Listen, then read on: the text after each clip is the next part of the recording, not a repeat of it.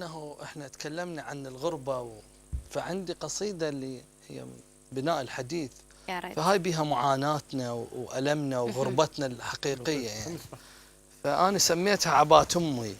تقول وبعد ما ينزل الليل تغمض عين الدرابين ويطيح الدمع مني ورق بربين.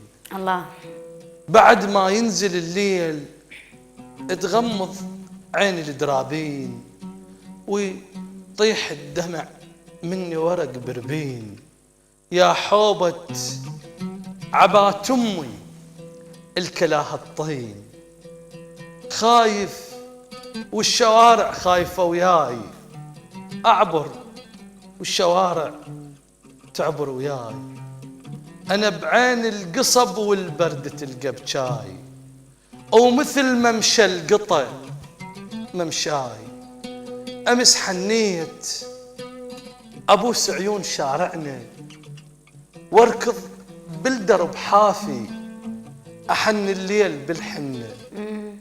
أمس والشوق ماخذني أعلى نجمات الصبح ذبني، أحس روحي عبرت دنيا ولقيت النخل شابقني، وشايلني السعف تمرة يخليني على باب البيت.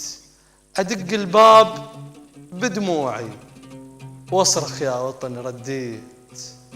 غبت عنك خذاني الليل ونجومه ورسمني وداع، تهت منك بحر بهي الحزن غربة وصفنت شراع.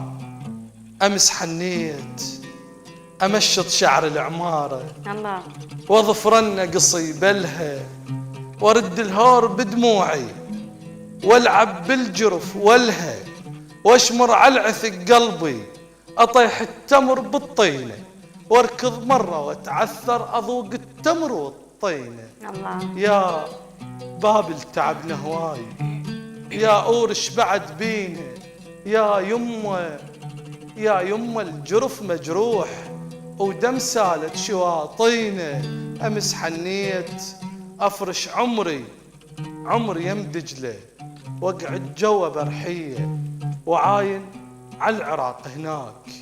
فارقته وبكيت عليه وفارقني وبكى عليه. الله الله الله.